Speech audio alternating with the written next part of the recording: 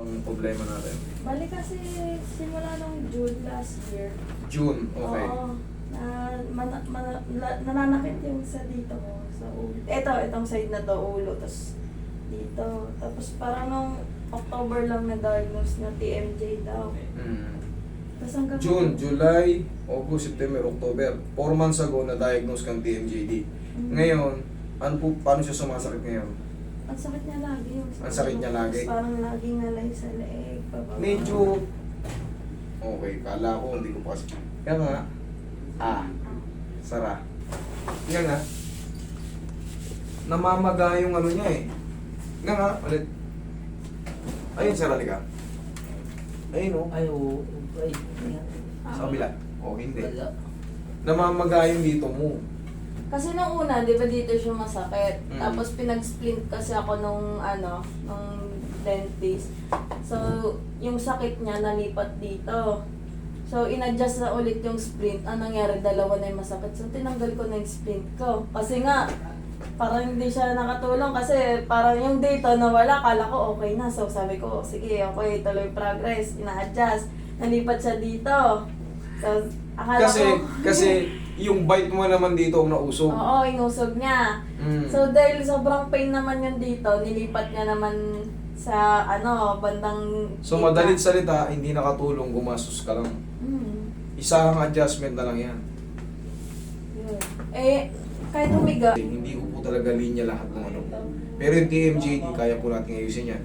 Yung mga yung mga headache nyo, tsaka yung dito, pangkaraniwan po yan pagka medyo matagal na yung TMJD mo, na hindi na ayaw. Ngayon, namamaga pa yung ano mo eh. Yung gilagid mo. Hindi mo napansin. Nga. Ayun o, aling kasero. Kitang-kita, ayun o. Ay nga ba hindi dito masyado? Sa baba. Sa kabila, wala. O, eto, sa kabila, wala.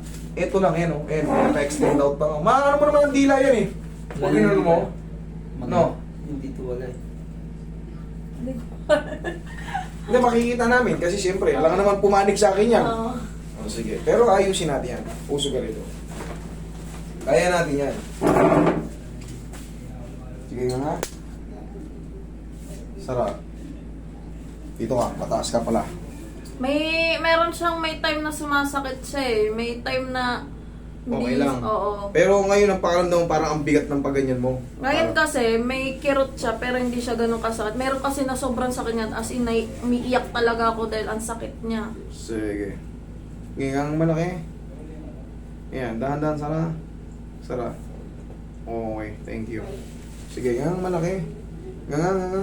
Dahan-dahan sana. Tulas lang eh.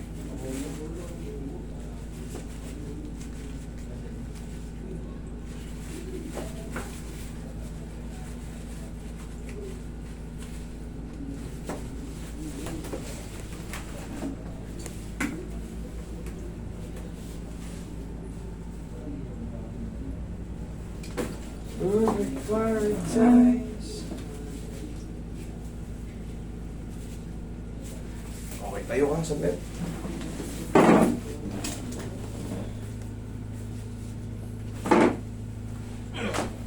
Okay, higa mat.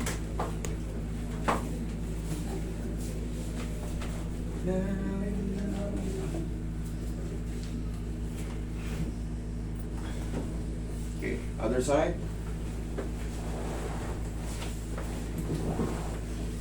Dinamay ko na yung buong likod mo. Para wala na tayong babalikan. Okay, tapa.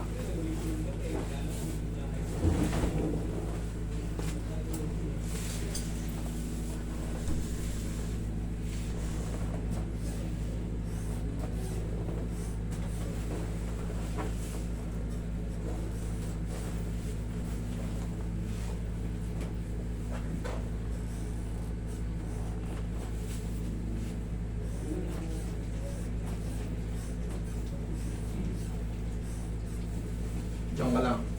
Hindi ka naman nahihirapan huminga, okay ka lang dyan? Opo. O, sige, diyan ka lang muna. Papakarati ko lang yung likod mo kay Roy.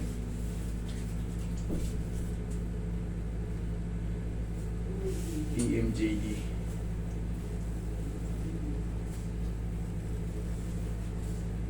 June, July, September, October, November, December, January, February, March, April. 11 months ka na, mag-i-add. Meron lang akong ituturo sa'yo. Yung ganyan, no? Sa hikab. Kasi maaaring bumalik yan kasi maluwag na yung mo. Tsaka haba na ng panahon. Saka ang dami nang ginawa sa'yo. Left and right adjustment sa splint. Kasi yung splint na yun, ikukorek niya ng pilit yung bike mo.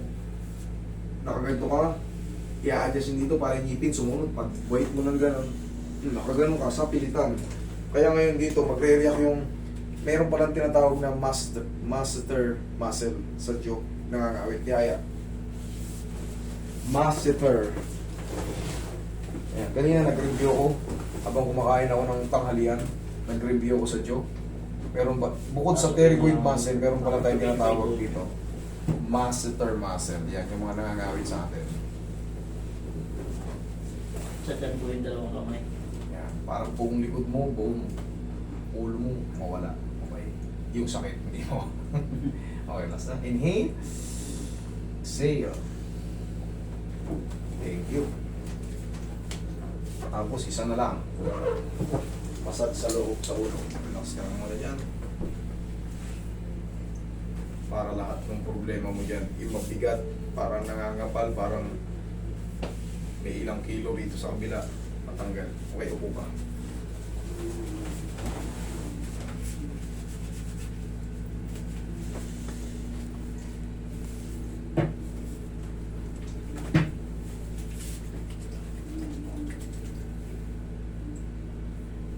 Hindi ka naman nalulula o nahihilo pag sumasakit na siya. Hindi na. Talagang shooting pain lang, hindi talagang po. makirot. Yan sa sentido. Kirot-kirot. Yan.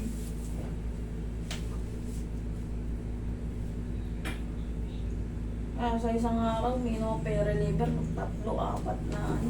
Wala, mag-grogi ka na naman. Kasi talaga sa hindi naman makatrabaho ng maayos pag ang kirot. Correct. Pero mas gugustuhin ko na sumakit yung ulo ko kaysa ngipin. Ibang klase rin. Kaso minsan Parang nagsasabay na eh. Oo, kasi di ma-connect sila. Kaya parang minsan ang sakit din ng ngipin mo. Sa bagay, pag sumakit ang ngipin mo, sasakit na rin yung pumipintig na yung mga ugat mo sa ulo. Pero yan, sabay-sabay natin tanggalin. Paklasin natin yan. Kasi nga, syempre magkano rin nagagawa sa splint. Kala ko ano eh. Mahal ang splint ha? Kala ko yun na yung magpapahal. Depende. Depende sa ospital yung pupuntahan. Ay, dentist. Sa mga clinic yung pupuntahan. Nakailang lipat na yun. Tapos yung bike ko nun parang nangiwi na nung last. Kasi Meron nga, kasing kontrata yan. Yung iba, pumunta nito 60 nga eh. 16. Oo, may ano. Meron kasing may adjustment dyan monthly. Monthly. Observation eh. Monthly na po na-adjust yun. O yun, may adjustment dyan monthly. Pero, hindi ko naman sinisiraan. Kumbaga, doon na kayo sa doon na kayo sa, alam nyo, one-time adjustment, malaking pagbabago. Kaysa monthly, hindi naman kailangan ng ano eh. Pero yun kasi ang unang nakasanayan natin. Pero ngayon, dami na nag-a-adjust ng TMJD. Dami yun na malalapitan. Mamili na lang kayo, wala naman sa pilitan dito pumunta. Kung doon ang gusto nyo, doon ang gusto nyo. Okay.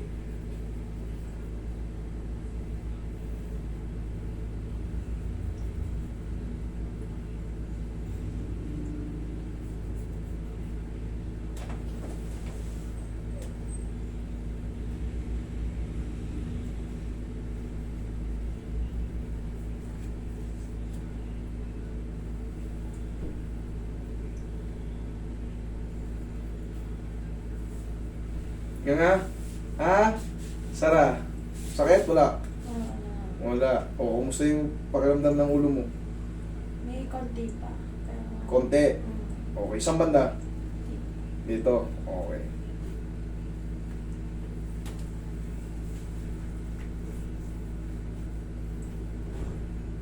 Kulang na lang yung saplos.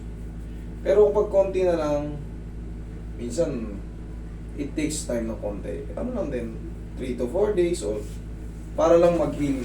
Kumbaga, healing process ka na. Minsan talaga may natitira. Ay, madalas pala. Sorry, madalas pala may natitira. Kasi siyempre yung mga namagana, yung nairita na ng mahabang panahon. Eh, ano pa to si ma'am eh? June pa raw.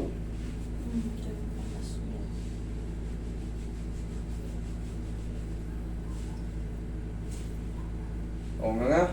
Ha? Sara? Mas komportable? Okay. Sige ma'am. Kung meron man konting-konti lang, antay mo lang ng mga 1 to 2 days or 3 to 4 days. Yan lang. Okay? Thank you.